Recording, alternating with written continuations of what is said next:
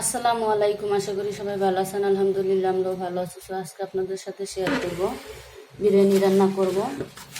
তো দেখেন আমি পোলাওর চালটা নিয়ে নিয়েছি প্যাকেটে। এটা হচ্ছে সুগন্ধি চিনি গুঁড়া পোলাওর চাল। আর হচ্ছে গোছগুলো আমি দেখেন একবারে এরকম টুকরো টুকরো করে কেটে নিয়েছি। এই হচ্ছে আদা বাটা, রসুন বাটা, জিরা বাটা, মরিচের গুঁড়ো, গরম মশলা গুঁড়ো, পেঁয়াজ বাটা। পেঁয়াজটা আমি কাটা দেবো না, বাটা। তেলও দিয়ে নিয়েছি। আর হচ্ছে এই তো মরিচ, আজকে আমার কাঁচা মরিচ নাই, লবণটাও আমি দিয়ে দিয়েছি, মাখিয়ে নিচ্ছি সুন্দরভাবে। তেলটাও দিয়ে দিয়েছি। তো আমি গুঁড়া মরিচটা দিয়ে রান্না করব, কারণ কাঁচা মরিচ নেই, তার জন্য মরিচটা আমি একটু বাড়াই দিছি, যেহেতু চালটাও এর মধ্যেই দিব। তো চলেন বসিয়ে দিই,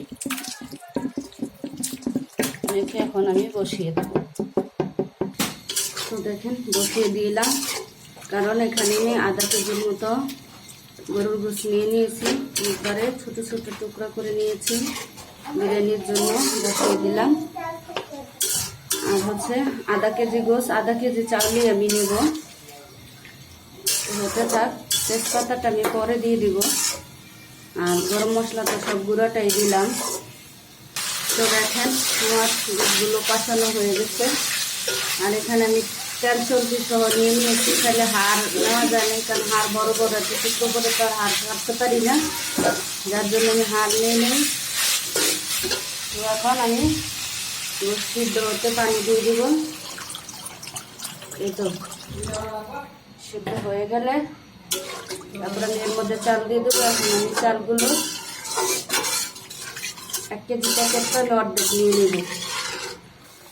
তো দেখেন গোশটা হয়ে এসেছে। এই পর্যায়ে আমি একটু চিনি দিয়ে দিচ্ছি, 2 চামচের মতো। কারণ চিনি দিলে গোশটা সেদ্ধ হবে, একবারে নরম, টেস্টটাও বেড়ে যায়। যার জন্য আমি টেস্টিং সল্ট ব্যবহার করি না, চিনিটাও ব্যবহার করি না, মাঝে মাঝে একটু দিই।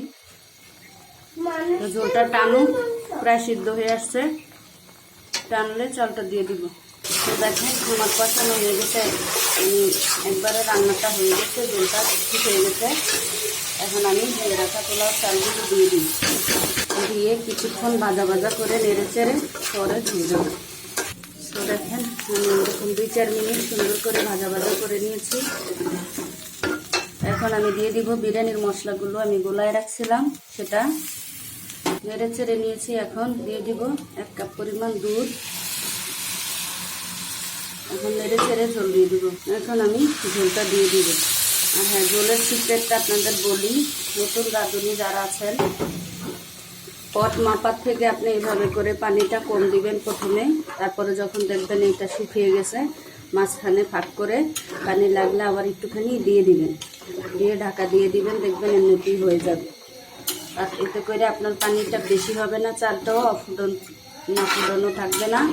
এই যে আমি কম করে দিয়েছি, কারণ লাগলে আমি আবার দিয়ে নেব। আমি কিন্তু ঠান্ডা পানি ব্যবহার করি, খিচুড়ি হোক কিংবা বিরিয়ানি, কারণ আমার কাছে এটাই ভালো লাগে। আমি পারফেক্টভাবে ঠান্ডা পানি দিয়ে রান্না করতে পারি। ওই যে ঠান্ডা পানি দিয়ে দিয়েছি, এখন ঢাকা দিয়ে দিব। প্রয়োজন পড়লে আমি পানিটা আবার মাঝপথে দিয়ে দেব, অল্প পরিমাণ যদিও লাগতে পারে, তো তখন আমি দিয়ে দিব। তো দেখেন আমার আর পানি দিতে হবে না, পানিটা পরিমাপ মতো হয়েছে, নিচে একটু ভিজে ভিজে আছে। এখন দিলাম। আর হচ্ছে এই যে তাওয়া আঁচ কমিয়ে এখন হয়ে যাবে।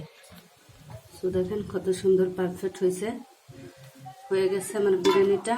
জালটা বন্ধ করে দমে রেখে দেব 2-1 মিনিট। ভিডিওটা শেষ করছি। আল্লাহ হাফেজ।